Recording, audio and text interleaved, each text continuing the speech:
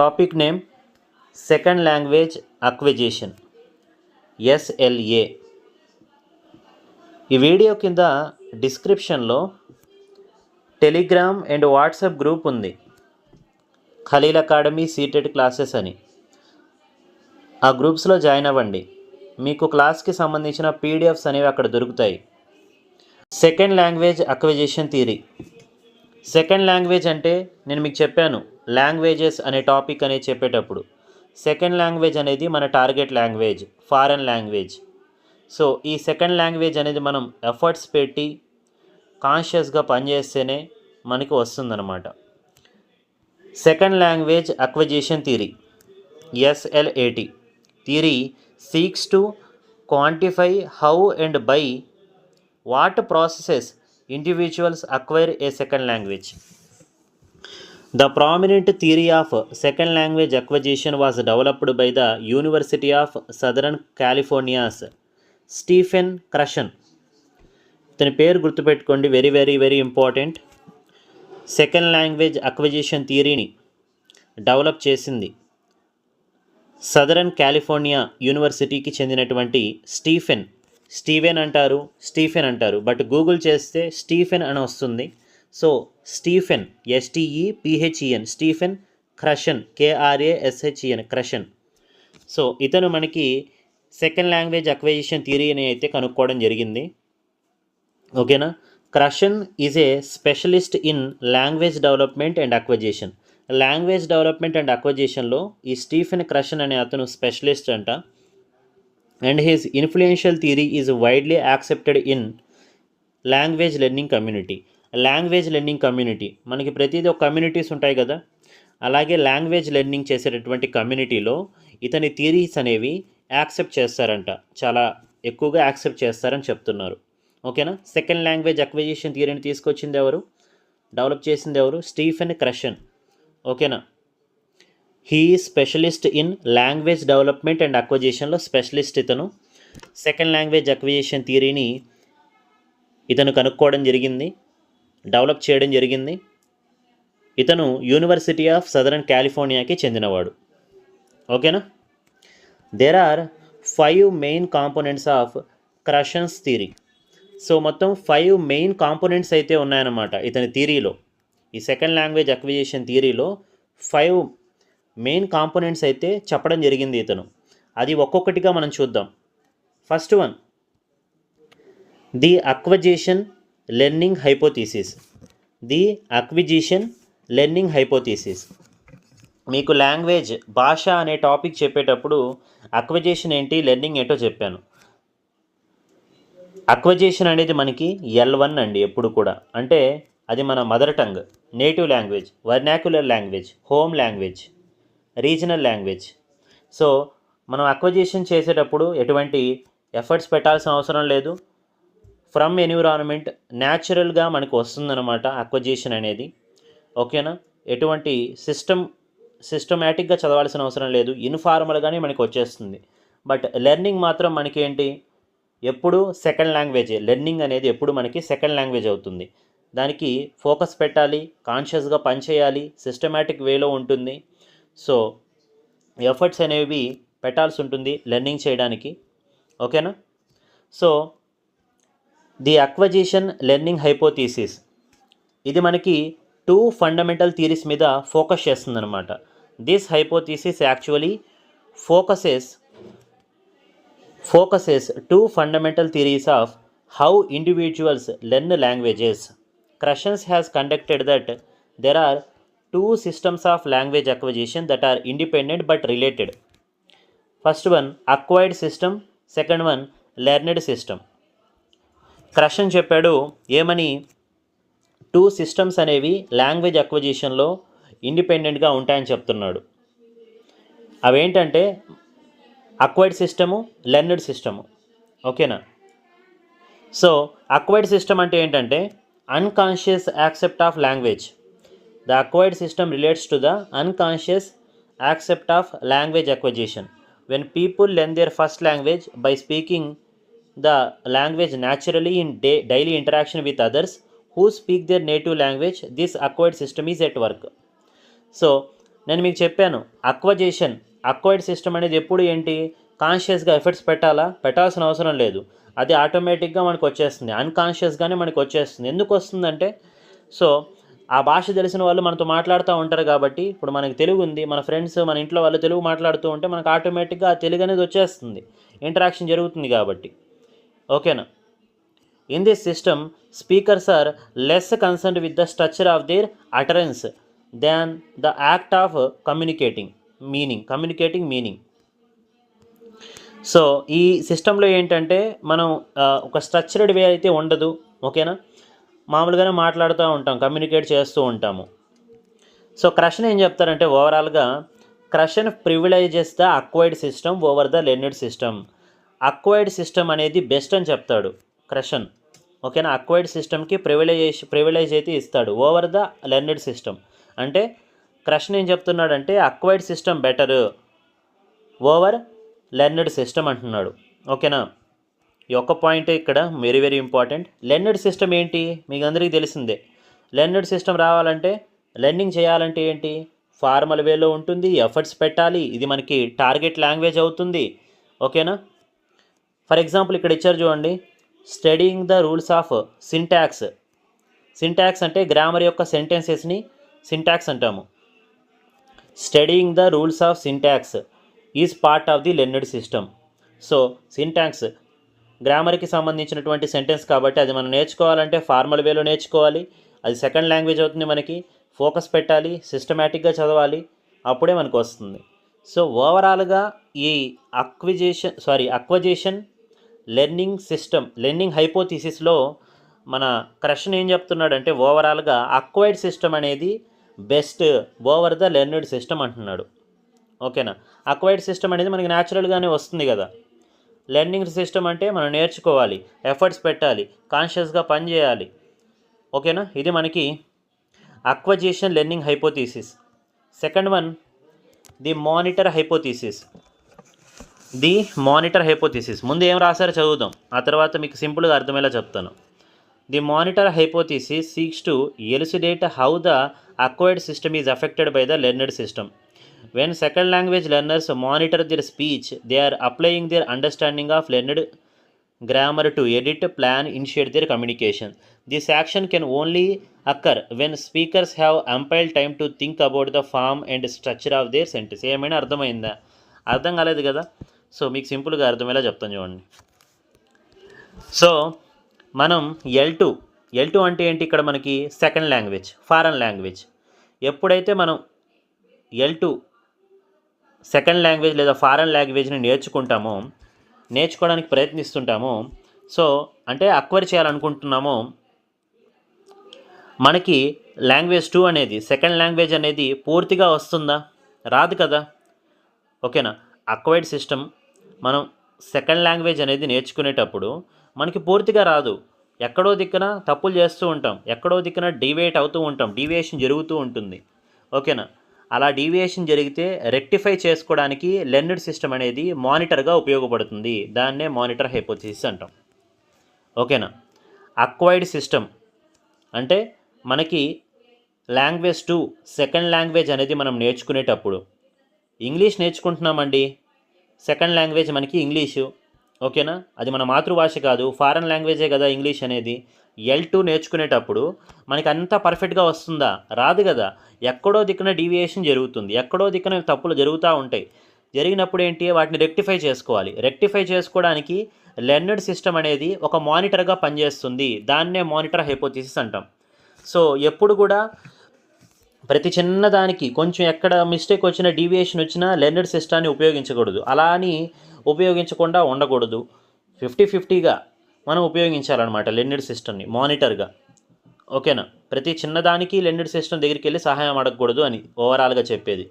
So monitor hypothesis అంటే సింపుల్గా second language మనం నేర్చుకునేటప్పుడు మనకి ఎంతో కొంత డీవియేషన్ జరుగుతూ ఉంటుంది.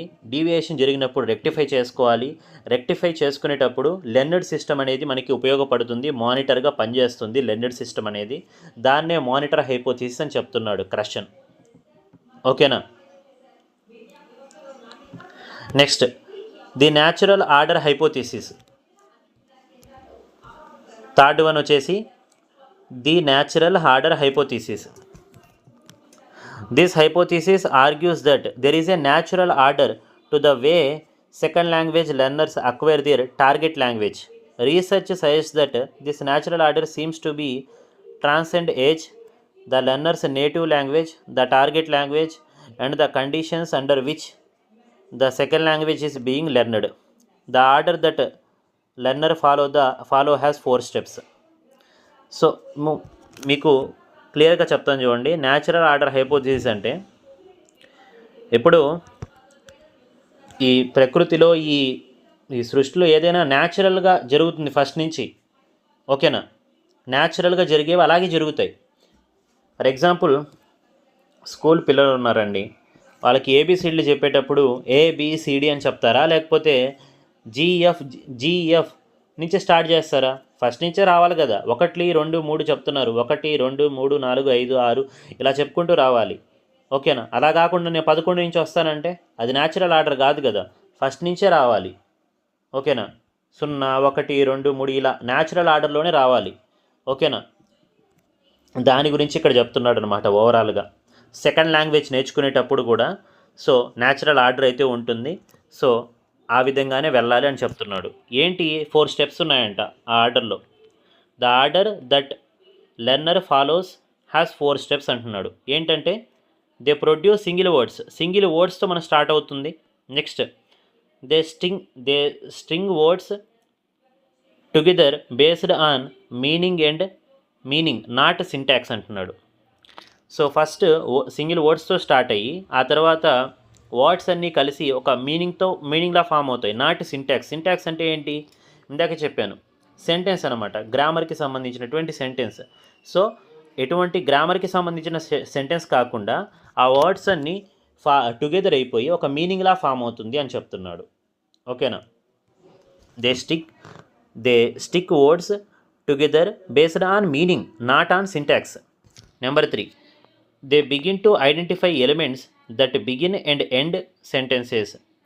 So learners they begin to identify the elements, identify చేస్తారు ఎలిమెంట్స్ని, that begin and end సెంటెన్సెస్లో స్టార్టింగ్ అయ్యేవి అలాగే ఎండింగ్ అయ్యేవి. Next they begin to identify different elements within the sentences and can rearrange them to produce questions. So ఆ తర్వాత ఏం చేస్తారు లెర్నర్స్, ఐడెంటిఫై చేస్తారనమాట డిఫరెంట్ ఎలిమెంట్స్ని విత్ ఇన్ ద సెంటెన్సెస్ లోపల ఉన్నటువంటి వాటిని ఐడెంటిఫై చేస్తారు, వాటిని రీఅరేంజ్ చేస్తారు టు ప్రొడ్యూస్ క్వశ్చన్స్ అనేవి ప్రొడ్యూస్ అవ్వడానికి. సో ఇలా ఉంటుంది natural order hypothesis. Natural order hypothesis అంటే న్యాచురల్గా జరిగేవి అలాగే జరుగుతాయి. సో సెకండ్ లాంగ్వేజ్ నేర్చుకునేటప్పుడు స్టూడెంట్స్కి ఒక 4 స్టెప్స్ ఉన్నాయి. సింగిల్ వర్డ్స్తో స్టార్ట్ అవుతాడు, ఆ తర్వాత సెంటెన్సెస్లోకి వెళ్తాడు, ఆ తర్వాత బిగినింగ్ అండ్ ఎండింగ్కి సంబంధించినటువంటి సెంటెన్సెస్లో ఎలిమెంట్స్ని ఐడెంటిఫై చేస్తాడు. ఆ తర్వాత 4th దాంట్లో ఏంటి, సెంటెన్సెస్ లోపల ఉన్నటువంటి ఎలిమెంట్స్, డిఫరెంట్ ఎలిమెంట్స్ని ఐడెంటిఫై చేసి వాటిని రీఅరేంజ్ చేసి మళ్ళీ వాడు ప్రొడ్యూస్ చేస్తాడనమాట. టు ప్రొడ్యూస్ క్వశ్చన్స్, రీఅరేంజ్ చేస్తాడు టు ప్రొడ్యూస్ క్వశ్చన్స్. సో ఇది మనకి న్యాచురల్ ఆర్డర్ హైపోథీసిస్ అంటే. నెక్స్ట్ ఇన్పుట్ హైపోథీసిస్ అండి, ఇది very very very important. So సీటెట్లో ఈ ఇన్పుట్ హైపోథీసిస్ నుంచి 10 times క్వశ్చన్ అయితే రావడం జరిగింది. సో సింపుల్గా అర్థమయ్యేలా చెప్తాను చూడండి. ఇన్పుట్ హైపోథీసిస్ అంటే this hypothesis seeks to explain how second language are acquired. ఇది కూడా సెకండ్ లాంగ్వేజ్ ఎలా అక్వైర్ చేయాలనేదే చెప్తుంది. ఇప్పుడు మీకు ఏదైనా తెలిసిన టాపిక్ ఉందండి, ఆ తెలిసిన టాపిక్ని నేను మళ్ళీ చెప్పాను అనుకోండి, మీరు బోర్ అయిపోతారా లేదా? అయిపోతారు కదా. సో దానివల్ల మీకు ఎటువంటి ఉపయోగం లేదు, ఎందుకంటే తెలిసిందే చెప్తున్నారు, అందులో ఉపయోగం ఏముంది, మాకు తెలుసు కదా ఆల్రెడీ. సో అదే అన్నమాట ఇక్కడ. 1 step beyond or above his current level. 1 step beyond or above his current level or stage మనం చెప్పాలి. ఇప్పుడు మీకు ఒకటి తెలుసండి, ఒక పిల్లోడు ఉన్నాడు, వాడికి ఐ లెవెల్ ఉంది. సో I+1 అంటే అతనికి ఐ లెవెల్ వరకు అతనికి నాలెడ్జ్ ఉంది. నేను అప్పుడు అతనికి ఏం చేయాలి, క్లాస్ చెప్పేటప్పుడు అతనికి ఐకి సంబంధించినటువంటి నాలెడ్జ్ ఉంది. ఐ అంటే చెప్తున్నాను మామూలుగా, ఐకి సంబంధించిన ఐక్యూ ఉందనుకుందాం, అంత తెలుసు అతనికి. అప్పుడు నేను ఏం చేయాలి, +1 అంటే దానికన్నా 1 step beyond, one step beyond or above his current level or stage కన్నా ఎక్కువ నేను చెప్తేనే అతనికి యూజ్ అవుతుందన్నమాట. ఆల్రెడీ తెలిసిందే నేను చెప్పాను అనుకోండి, ఉపయోగం ఉండదు కదా. సో అదే ఇక్కడ ఇన్పుట్ హైపోథిసిస్ ఏం చెప్తుందంటే, in its most basic form the input hypothesis argues that learners progress along the natural order only when they encounter second language input that is one step beyond where they are in the natural order. Therefore, if a learner is at step 1 from the above list, they will only proceed along the natural order when they encounter. So ఇక్కడ ఓవరాల్గా చెప్పేది ఏంటంటే, input హైపోథిసిస్లో ఈ point గుర్తుపెట్టుకోండి, ఇది గుర్తుపెట్టుకోండి చాలు, ఇంత అవసరం లేదు. One step beyond above his current level or stage అనే ఈ పాయింట్ ఒకటి. I-+1 అంటే ఐ సంబంధించినట్టు నాలెడ్జ్ అతనికి ఉంది. మనం I+1 అంటే వన్ స్టెప్ బియాండ్ మనం అతనికి చెప్పాలన్నమాట. అప్పుడే అతనికి ఉపయోగపడుతుంది. అంతే కదా, ఆల్రెడీ తెలిసిన టాపిక్కే చెప్తే ఏముంది, దానికన్నా ఇంకొంచెం యాడ్ చేసి +1 యాడ్ చేసి చెప్తేనే మీకు యూజ్ ఉంటుంది. అదే ఇక్కడ ఇన్పుట్ హైపోథిసిస్ అంటే ఓవరాల్గా. సో 10 టైమ్స్ వచ్చిందండి. ఇదే జస్ట్ ఈ 2 పాయింట్స్ గుర్తుపెట్టుకుంటే ఒక మార్క్ వచ్చేసినట్టే. Next, affective filter hypothesis. The affective filter hypothesis. So చూడండి, ది అఫెక్టివ్ ఫిల్టర్ హైపోథిసిస్ అని చెప్పాడు, 5th వన్. క్రషన్స్ మొత్తం 5 హైపోథిసిస్ చెప్పాడు, అందులో 5th one the affective filter hypothesis. ఈ హైపోథిసిస్ ఏం చెప్తుందంటే, this hypothesis describes external factors can act as filter that impedes acquisition. External factors అనేవి అఫెక్ట్ చేస్తాయంట, ఫిల్టర్ లాగా పనిచేస్తాయంట మనం సెకండ్ లాంగ్వేజ్ని అక్విజిషన్ చేసేటప్పుడు. సో ఎక్స్టర్నల్ ఫ్యాక్టర్స్ ఏంటి? ఎక్స్టర్నల్ ఫ్యాక్టర్స్ ఇంపీడ్స్ అంటే బాధ అనే అర్థం, ఓకేనా, బాధను కలిగిస్తాయి మనకి. సో అది మనకి ఎఫెక్ట్ అవుతుంది సెకండ్ లాంగ్వేజ్ నేర్చుకునేటప్పుడు. అంటే అప్పుడు ఎక్స్టర్నల్ ఫ్యాక్టర్స్ ఏంటి? Motivation, self confidence and anxiety. So ఇలాంటి ఫ్యాక్టర్స్ అనేవి మనకి అఫెక్ట్ చేస్తాయి, బాధను కలిగిస్తాయి. మోటివేషన్ లేకుండా చదవగలమా? చదవలేం కదా. సెల్ఫ్ కాన్ఫిడెన్స్ లేకుండా ఏదైనా చేయగలమా? చేయలేం కదా. యాంగ్జైటీ వస్తే అసలు ఏ పనైనా చేయగలమా? చేయలేం కదా. ఫర్ ఎగ్జాంపుల్ చూడండి, if A learner has very low motivation, very low self confidence, higher level of anxiety, the affective filter comes into place and inhibits the learner from acquiring the new language. So ఒక లెర్నర్కి, ఒక స్టూడెంట్కి తక్కువ motivation ఉంది, very లో motivation ఉంది, very low self confidence ఉంది, high anxiety ఉంది. అప్పుడేంటి? ఈ ఎక్స్టర్నల్ ఫ్యాక్టర్స్ వచ్చేస్తాయి. ఏంటి external factors? Motivation, self confidence, anxiety అనేది వచ్చేస్తాయి. అప్పుడేంటి? అది ఎఫెక్ట్ చేస్తుంది అనమాట అతనికి సెకండ్ లాంగ్వేజ్ని, L2ని అక్వైర్ చేయడానికి. స్టూడెంట్స్ హూ ఆర్ మోటివేటెడ్, ఎవరైతే స్టూడెంట్స్ మోటివేటెడ్గా ఉన్నారో, కాన్ఫిడెన్స్గా ఉన్నారో, రిలాక్స్గా ఉన్నాడో, ఓకేనా, about the learning, the target language have much more success acquiring a second language than those who are trying to learn with the affective filter in place. So ఎవరైతే మోటివేటెడ్గా ఉన్నారో, కాన్ఫిడెన్స్గా ఉన్నాడో, రిలాక్స్డ్గా ఉన్నారో, అతను ఈజీగా సక్సెస్ఫుల్గా సెకండ్ లాంగ్వేజ్ని అక్వైర్ చేస్తారని చెప్తున్నారు. సో మీకు ఇంకా సింపుల్గా చెప్తాను చూడండి. ఇప్పుడు లైఫ్లో ఏదైనా పని చేసేటప్పుడు మనకి ఏది కూడా స్ట్రైట్గా జరిగిపోదండి. ఇలా స్ట్రైట్ లైన్లో జరిగిపోదు మనకి.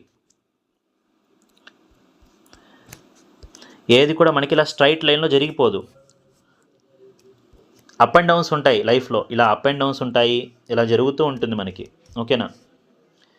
సో ఇలా వెళ్ళదు కదా లైఫ్, ఎప్పుడు అప్ అండ్ డౌన్స్తోనే వెళ్తూ ఉంటుంది. సో ఒక్కోసారి మనకి మోటివేషన్ ఉంటుంది, ఒక్కోసారి ఉండదు. సో అదే ఇక్కడ ఓవరాల్గా చెప్పేది ఏంటంటే, అఫెక్టివ్ ఫిల్టర్ హైపోథిసిస్లో సో ఎక్స్టర్నల్ ఫ్యాక్టర్స్ అనేవి అఫెక్ట్ అవ్వకుండా చూసుకోవాలి. అఫెక్ట్ అయితే నువ్వు సెకండ్ లాంగ్వేజ్ అని నేర్చుకోలేవు అనేసి చెప్తున్నాడు. ఎవరైతే మోటివేటెడ్గా ఉంటారో, కాన్ఫిడెన్స్గా ఉంటారో, రిలాక్స్డ్గా ఉంటారో, అతను ఈజీగా సెకండ్ లాంగ్వేజ్ అనేది అక్వైర్ చేసుకుంటారని చెప్తున్నారు. సో మీకు సింపుల్గా అర్థమవడానికి క్రషన్స్ 5 హైపోథిసిస్ గురించి క్లియర్గా చెప్తాను. సో ఇక్కడ చూడండి, AMNIA అని రాయడం జరిగింది. AMNIA ఇవే మనకి క్రషన్ ఇచ్చినటువంటి 5 హైపోథిసిస్ అనమాట. సో ఏ అంటే అక్వైర్డ్ లెర్నర్ హైపోథిసిస్. ఇక్కడ ఏం చెప్తున్నాడు? అక్వైర్డ్ సిస్టమ్ అనేది బెటర్ అని చెప్తున్నాడు దాన్ లెర్న్డ్ సిస్టమ్ కన్నా అక్వైర్డ్ సిస్టమ్ అనేది బెటర్ అని చెప్తున్నాడు. ఎందుకంటే అక్వైర్డ్ సిస్టంలో మనం ఎటువంటి ఫోకస్ పెట్టాల్సిన అవసరం లేదు, అలాగే ఎఫర్ట్స్ పెట్టాల్సిన అవసరం లేదు, అలాగే కాన్షియస్గా పనిచేయాల్సిన అవసరం లేదు. బట్ లెర్న్డ్ సిస్టంలో మాత్రం మనకి టార్గెట్ లాంగ్వేజ్ ఉంటుంది, ఫోకస్ చేయాలి, సిస్టమేటిక్గా చేయాలి, ఓకేనా, అలాగే కాన్సన్ట్రేషన్తో చేయాలి. కాబట్టి అక్వైర్డ్ సిస్టమ్ అనేది బెస్ట్ అని చెప్తున్నాడు అనమాట. లెర్న్డ్ హైపోథీసిస్లో అక్వైర్డ్ సిస్టమ్ అనేది బెటర్ ఓవర్ లెర్న్డ్ సిస్టమ్, అది మనకి ఓవరాల్గా. నెక్స్ట్ మానిటర్ హైపోథీసిస్లో ఏం చెప్తున్నాడు, ఎప్పుడైతే మనం L2 నేర్చుకుంటామో, సెకండ్ లాంగ్వేజ్ నేర్చుకుంటామో, సో మనకి సెకండ్ లాంగ్వేజ్ మొత్తం రాదు, డీవియేషన్ వస్తుంది, అప్పుడు లెర్న్డ్ సిస్టమ్ అనేది మనకి ఉపయోగపడుతుంది హ్యాజ్ మానిటర్గా. దాన్నే మానిటర్ హైపోథీసిస్ అంటున్నాం. సెకండ్ లాంగ్వేజ్ నేర్చుకునేటప్పుడు లెర్న్డ్ హైపోథీసిస్ అనేది మనకి మానిటర్గా ఉపయోగపడుతుంది, దాన్ని మానిటర్ హైపోథీసిస్ అంటున్నాం. న్యాచురల్ ఆర్డర్ హైపోథీసిస్ అంటే సో న్యాచురల్గా జరిగే ప్రాసెస్ అనేవి జరుగుతూ ఉంటాయి. ముందుగా వర్డ్స్ ఫామ్ అవుతాయి, తర్వాత సెంటెన్స్ ఫామ్ అవుతాయి, తర్వాత సెంటెన్సెస్లో బిగినింగ్ అలాగే ఎండింగ్ అనేది అతను అక్వైర్ చేస్తారు. ఆ తర్వాత సెంటెన్సెస్ వితిన్ ఉన్నటువంటి ఎలిమెంట్స్ని అతను ఐడెంటిఫై చేసి వాటిని రీఅరేంజ్ చేస్తాడు టు ప్రొడ్యూస్ క్వశ్చన్స్. ఇది మనకి న్యాచురల్ ఆర్డర్ హైపోథీసిస్. అంటే ఏదైనా కూడా న్యాచురల్గా జరిగే ప్రాసెస్ అలా జరుగుతుంది, ఓకేనా. సెకండ్ లాంగ్వేజ్ నేర్చుకునేటప్పుడు న్యాచురల్ ఆర్డర్ హైపోథీసిస్లో లెర్నర్ వచ్చేసి 4 స్టెప్స్ ఫాలో అవుతారు అని చెప్తున్నాడు. ఇది మనకి natural order hypothesis. Input hypothesis అంటే so 1 step beyond or above his stage or level. అంటే ఒక పిల్లోడికి ఐ లెవెల్ ఉంటే మనం I+1 ఇవ్వాలి, ఓకేనా. I = I+1, ఈ పాయింట్ గుర్తుపెట్టుకోండి. 1 step beyond or above his current stage or level, అది మనకి ఇన్పుట్ హైపోథీసిస్. తర్వాత అఫెక్టివ్ ఫిల్టర్ హైపోథీసిస్ వచ్చేసి ఎక్స్టర్నల్ ఫ్యాక్టర్స్ అనేవి మనకి ఫిల్టర్గా పనిచేస్తాయి సెకండ్ లాంగ్వేజ్ నేర్చుకునేటప్పుడు. So motivation, self confidence, anxiety ఎక్కువ ఉంటే మాత్రం అవి తగ్గించుకోవాలి. ఎవరైతే మోటివేటెడ్గా, కాన్ఫిడెంట్గా, రిలాక్స్డ్గా ఉంటారో వాళ్ళు సెకండ్ లాంగ్వేజ్ నేర్చేసుకుంటారు ఈజీగా అని చెప్తున్నారు. AMNIA యామ్నియా అని గుర్తుపెట్టుకోండి. లేదంటే ఇంకోటి చెప్తా చూడండి, AMNIA కదా. సో AM అంటే మనకు తెలిసిందే ఎర్లీ మార్నింగ్ అని గుర్తుపెట్టుకోండి. ఇట్లా రాస్తాం మనం, ఎర్లీ మార్నింగ్ ERLY అని రాస్తాం కదా, బట్ ఎర్లీ మార్నింగ్ అని గుర్తుపెట్టుకోండి AM. NIA అంటే మీకు తెలిసిందే కదా, నేషనల్ ఇన్వెస్టిగేషన్ ఏజెన్సీ, ఆ విధంగా NIA, AMNIA. Early morning NIA ఇంటికి వచ్చింది, అట్లా AMNIA. లేదంటే యామ్నియా అని గుర్తుపెట్టుకోండి. క్రషన్స్ 5 హైపోథీసిస్. క్వశ్చన్స్ ఎలా వస్తాయంటే ఇక్కడ ఈ క్రింది వాటిలో క్రషన్స్ హైపోథీసిస్ కానిది ఏది అని 3 వచ్చేసి ఉన్నవి ఇస్తాడు, ఇంకొకటి లేనిది ఇస్తాడు. కాబట్టి ఈ హైపోథీసిస్ నేమ్స్ బైహార్డ్ అయిపోయి ఉండాలి. అలాగే ఈ క్రింది వాటిలో క్రషన్స్ హైపోథీసిస్ ఏది అని ఇస్తాడు, 3 తప్పించి 1 కరెక్ట్ ఇస్తాడు, ఓకేనా. ఆ తర్వాత ఇప్పుడు నేను ఎక్స్ప్లెయిన్ చేశాను కదా, అది మీకు గుర్తుంటే క్వశ్చన్స్ ఈజీగా ఆన్సర్ చేయొచ్చు. నెక్స్ట్ అండి, ఇంకొక చిన్న 3 టాపిక్స్ ఉన్నాయి దీంట్లోనే. బిక్స్ అంటే basic interpersonal communication skills, BICS, BICS, basic interpersonal communication skills. So ఈ బిక్స్ని జిమ్ కమిన్స్ అనేటటువంటి అతను ఇంట్రడ్యూస్ చేయడం జరిగింది. బిక్స్ ఆర్ లాంగ్ స్కిల్స్, ఇవి లాంగ్ స్కిల్స్ అంట, నీడెడ్ ఇన్ సోషల్ సిచ్యువేషన్స్లో ఇవి ఉపయోగపడతాయి, ఇది అవసరం అని చెప్తున్నాడు. And describes the development of conversational fluency in the second language. So development of conversational fluency in the second language, language 2లో సెకండ్ లాంగ్వేజ్లో కన్వర్జేషన్ ఫ్లూయెన్సీ చేయడానికి ఈ బిక్స్ అనేవి ఉపయోగపడతాయి అంటున్నాడు. ఇది గుర్తుపెట్టుకోండి, బిక్స్ అనేది ఫుల్ ఫామ్ ఏంటి, బేసిక్ ఇంటర్పర్సనల్ కమ్యూనికేషన్ స్కిల్స్. ఎవరిచ్చారు, జిమ్ కమిన్స్ అనే అతను ఇచ్చారు. సో ఇక్కడ ఇంకో పాయింట్ ఉంది, వెరీ వెరీ ఇంపార్టెంట్. ఈ బిక్స్ అనేది ఎప్పుడు మనం స్కూల్ బయట, అంటే స్కూల్ లోపల కాకుండా, క్లాస్ రూమ్లో కాకుండా, స్కూల్ బయట, అంటే స్కూల్ నుంచి బయటకు వెళ్ళిపోయిన తర్వాత మన ఫ్రెండ్స్తో ఇన్ఫార్మల్గా మాట్లాడతాం కదా, అది అనమాట ఇన్ఫార్మల్గా మాట్లాడేది. So it is the day to day language needed to interact socially with other people. వేరే పీపుల్తో ఇంటరాక్ట్ అవ్వడానికి ఈ బిగ్స్ అనేది ఉపయోగపడుతుంది. Social interactions occur in a meaningful social context are not very cognitively demanding. ఇక్కడ సోషల్ కాంటెక్స్ట్ అనేది అంటే పద్ధతిగా మాట్లాడాలి అలాంటివి అనేది ఎటువంటి డిమాండింగ్ ఉండదన్నమాట. Social context are not very cognitively demanding. Cognitively నాలెడ్జబుల్గా మాట్లాడేటువంటిది ఏమి ఉండదు. Social interactions occur in a meaningful social context are not cognitively demanding. దేంట్లో బిగ్స్లో English language learners use this skills when they are in informal setting. చూడండి, informal సెట్టింగ్లో ఉన్నప్పుడే మనం బిగ్స్ అనేది ఉపయోగిస్తాము. ఎగ్జాంపుల్ ఏంటి? ప్లే గ్రౌండ్ ఉంటుంది కదా బయట, అలాగే ఇన్ ద స్కూల్ బస్సులో, ఎట్ పార్టీస్, స్పోర్ట్స్ అనేది ప్లేయింగ్ స్పోర్ట్స్ ఆడుకునేటప్పుడు ప్లే గ్రౌండ్లో ప్లేయింగ్ స్పోర్ట్స్. స్కూల్ కాకుండా బయట ఎక్కడైనా మాట్లాడేదండి. ఓకేనా, అది మనకి బిగ్స్ అన్నమాట. Next క్యాల్ప్, CALP. క్యాల్ప్ అంటే ఏంటి? Cognitive academic language proficiency. Cognitive academic language proficiency. మనకి ఎన్సీఆర్టీ బుక్స్లో కాగ్నిటివ్ అడ్వాన్స్డ్ లాంగ్వేజ్ ప్రొఫిషియన్సీ ఇచ్చాడు. Cognitive academic language proficiency. Gym Cummins వచ్చేసి అకాడమిక్ అని చెప్పాడు, బట్ ఎన్సీఆర్టీ బుక్స్లో అడ్వాన్స్డ్ అని ఇవ్వడం జరిగింది. సో మీకు ఆప్షన్స్లో అడ్వాన్స్డ్ ఇచ్చారనుకోండి, అడ్వాన్స్డ్ అనే పెట్టండి, ఎందుకంటే ఎన్సీఆర్టీ బుక్స్లో ఏది ఉందో అదే కరెక్ట్ తీసుకుంటారు కాబట్టి. ఓకేనా. సో క్యాల్ప్ని కూడా మనకి జిమ్ కమింగ్సే ఇచ్చాడు. కమింగ్స్ వచ్చేసి అకాడమిక్ అంటున్నాడు. ఎన్సీఆర్టీ వాళ్ళు మాత్రం అడ్వాన్స్డ్ అంటున్నారు. ఓకే, ఇన్కేస్ అడ్వాన్స్డ్ లేకుండా అకాడమిక్ ఉందనుకోండి, అకాడమిక్ పెట్టండి. రెండు ఉన్నప్పుడు మాత్రం అడ్వాన్స్డ్ పెట్టండి. CALP refers to the formal academic learning.